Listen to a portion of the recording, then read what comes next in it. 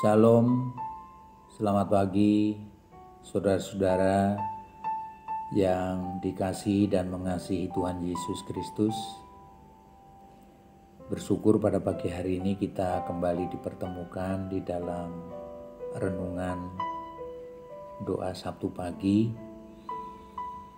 Dan renungan pada pagi hari ini saya berikan judul Hidup di dalam Roh.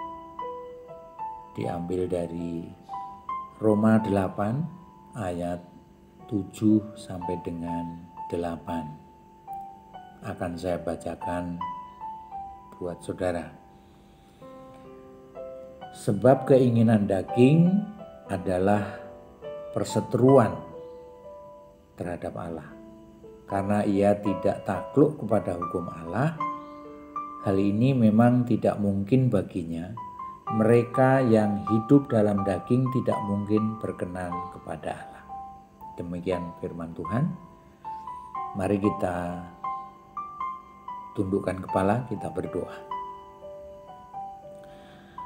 Bapa di surga, Bapa yang Maha Kudus, Bapa yang kami kenal di dalam Tuhan Yesus, pagi hari ini kami datang ke hadirat-Mu yang mulia, mengucap syukur atas penyertaan, pimpinan, dan perlindungan Tuhan sepanjang malam hingga pagi hari ini. Terlebih pada pagi hari ini Tuhan, kami mengucap syukur karena kami boleh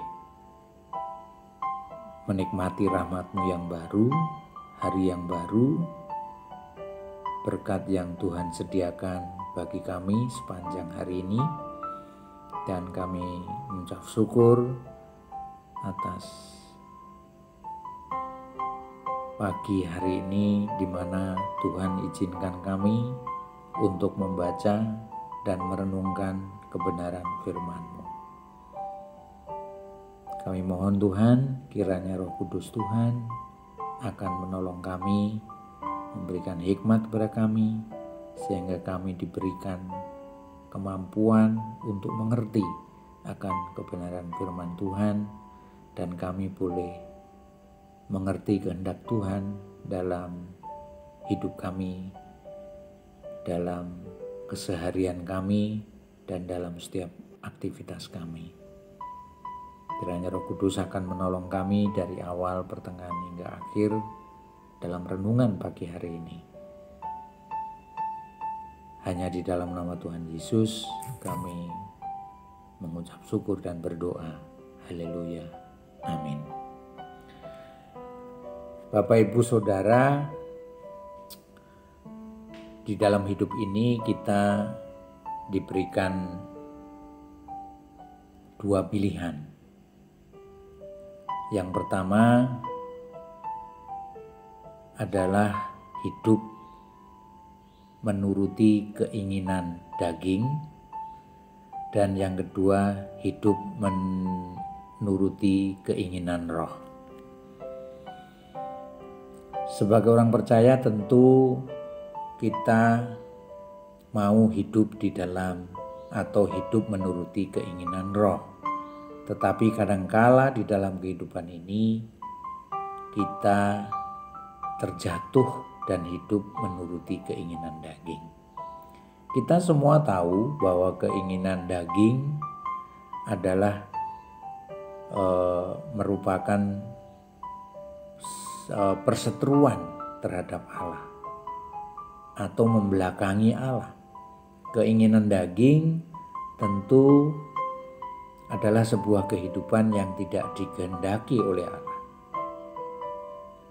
Sementara keinginan roh adalah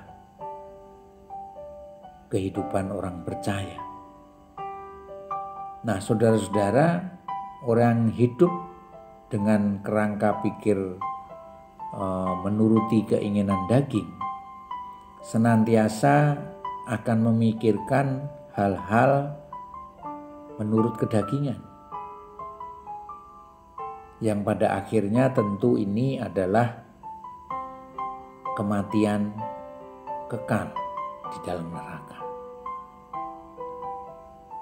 Di dalam Galatia 5 ayat yang ke-19 sampai dengan 21 dikatakan,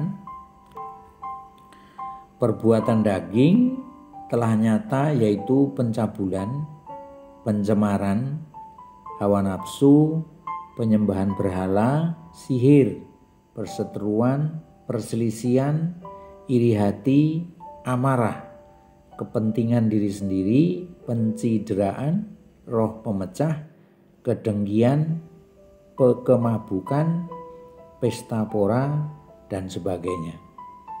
Terhadap semuanya itu kuperingatkan kamu seperti yang telah kubuat dahulu, bahwa barang siapa melakukan hal-hal yang demikian, ia tidak akan mendapat bagian dalam kerajaan Allah. Keinginan daging atau perbuatan daging adalah perbuatan yang melawan Allah.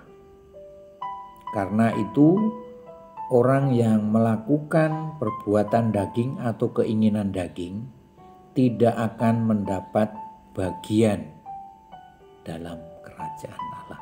Jelas ya saudara-saudara. Nah, di dalam Roma 8 ayat 9 dikatakan demikian. Tetapi kamu tidak hidup dalam daging, melainkan dalam roh. Jika memang roh Allah diam di dalam kamu, tetapi jika orang tidak memiliki roh Kristus, ia bukan milik Kristus. Sebagai orang percaya kepada Tuhan Yesus, kita di situ dikatakan kita harus hidup di dalam roh karena kita adalah milik Kristus. Ayat ini menyatakan bahwa kita bisa mematikan perbuatan-perbuatan daging jika kita mau dikuasai dan dikendalikan oleh Roh Kudus yang berdiam diri di dalam hati kita. Ketika kita percaya bahwa Tuhan itu adalah juru selamat kita, Roh Kudus sudah ada dan berdiam diri di dalam hati kita. Dikatakan di dalam Kisah Para Rasul yang ke pasal 2 yang ke ayat yang ke-38 dikatakan, jawab Petrus kepada mereka, bertobatlah dan hendaklah kamu masing-masing memberi dirimu dibaptis dalam nama Yesus Kristus untuk pengampunan dosamu, maka kamu akan menerima karunia Roh Kudus. Ayat ini jelas mengatakan bahwa ketika kita percaya kepada Tuhan Yesus sebagai Tuhan dan juru selamat kita, maka kita diberikan Roh Kudus. Kemudian di dalam 1 Yohanes pasal 4 ayat 13 dikatakan, demikianlah kita ketahui bahwa kita tetap berada di dalam Allah dan Dia di dalam kita. Kita tetap berada di dalam Allah dan Dia di dalam kita. Ia telah mengaruniakan kita mendapat bagian dalam rohnya.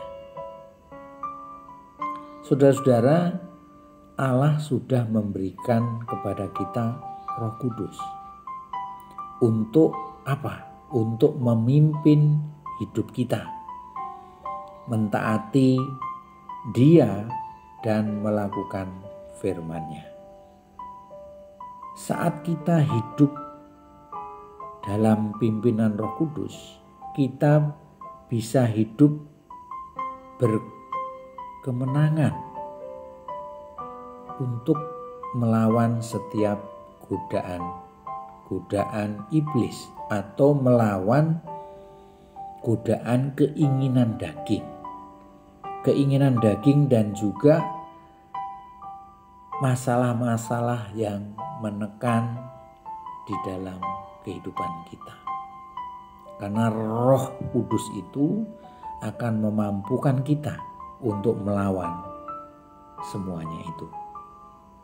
Lalu bagaimana caranya agar Roh Kudus itu senantiasa memimpin hidup kita dan kita mau dipimpin oleh Roh Kudus?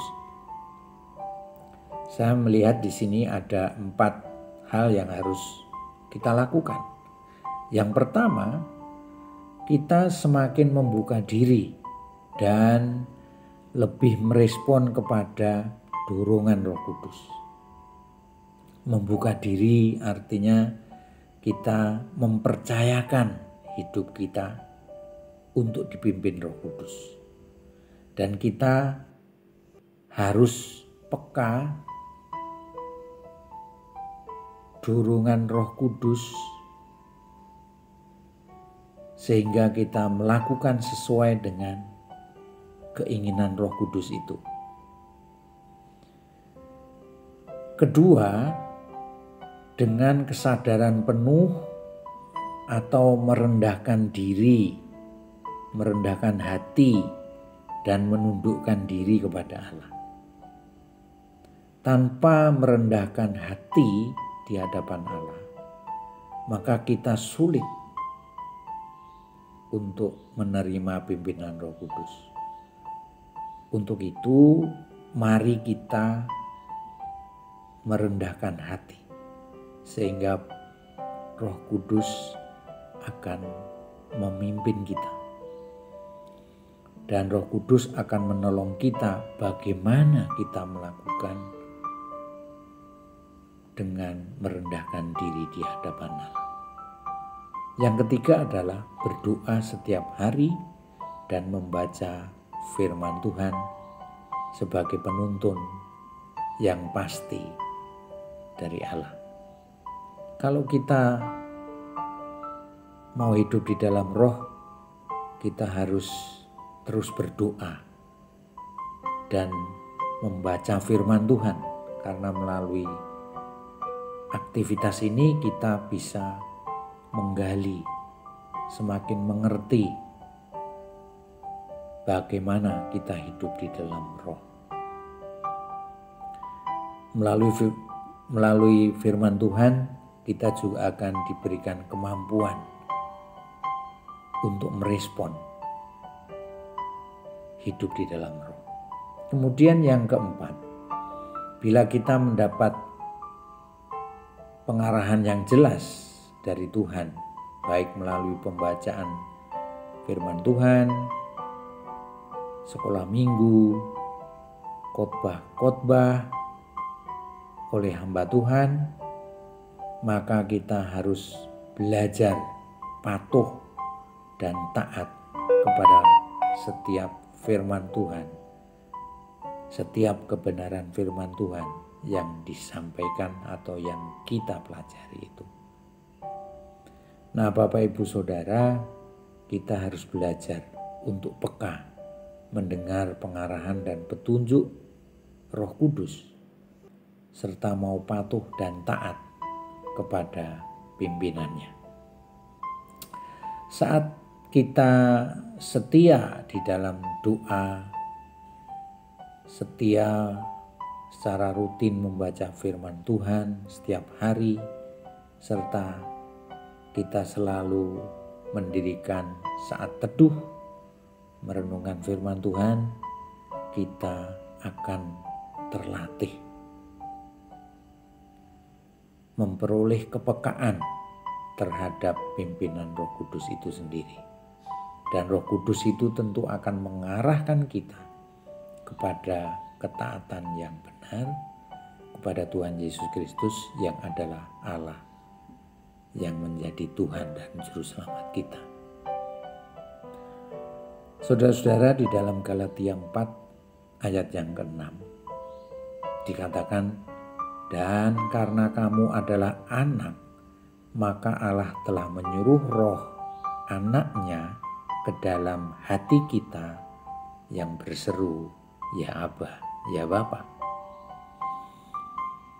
Kita yang sudah percaya kepada Tuhan Yesus adalah orang-orang yang sudah mempunyai atau memiliki Roh Kudus. Karena Roh Kudus sudah dicurahkan kepada kita, sehingga kita tentu mempersilahkan, menyerahkan sepenuhnya hidup kita kepada pimpinan Roh Kudus. Roma 8 ayat yang ke-9 dikatakan, "Tetapi kamu tidak hidup dalam daging, melainkan dalam roh, jika memang roh Allah diam di dalam kamu. Tetapi jika orang tidak memiliki roh Kristus, ia bukan milik Kristus." Saudara-saudara, mari kita taat dan patuh akan pimpinan roh, karena kita adalah orang-orang yang percaya. Saat kita percaya kepada Tuhan, saat kita percaya kepada Yesus sebagai Tuhan dan Juru Selamat, maka saat itulah kita menyerahkan hidup kita untuk dipimpin oleh Roh Kudus. Saudara-saudara, tentu kita sebagai umatnya yang lemah akan diberikan kemampuan dan kekuatan oleh Roh Kudus agar kita mau dipimpin sepenuhnya oleh Roh Kudus. Dan tentu hidup di dalam Roh Kudus akan diberikan mahkota kehidupan yang kekal ketika kita nanti bertemu secara muka dengan Tuhan Yesus. Terima kasih. Selamat pagi, Tuhan memberkati. Mari kita berdoa. Terima kasih ya Tuhan, oleh karena kebaikan-Mu kami menikmati hidup di dalam roh. Tetapi kadangkala Tuhan, kami menyadari kami kadang jatuh hidup di dalam kedagingan kami. Tetapi kami tidak khawatir lagi, karena Engkau akan menopang kami, memberi kekuatan kepada kami untuk bangkit, bertobat, dan Tuhan akan melayakkan kami kembali. Biarlah Tuhan, kiranya hari-hari kami terus dipimpin oleh Roh Kudus ke jalan yang Tuhan kehendaki. Kami menyerahkan hidup kami sepenuhnya di dalam pimpinan Roh Kudus, dan biarlah Tuhan, Engkau terus memampukan kami. Setiap langkah kami, Tuhan iring, Tuhan sertai, dan biarlah hari ini Tuhan, kami boleh menikmati aktivitas kami, hari-hari kami, dengan penuh sukacita dan damai sejahtera yang dari Allah. Ampunkan segala dosa dan kesalahan kami, hanya di dalam nama Tuhan Yesus kami berdoa. Haleluya. Amin.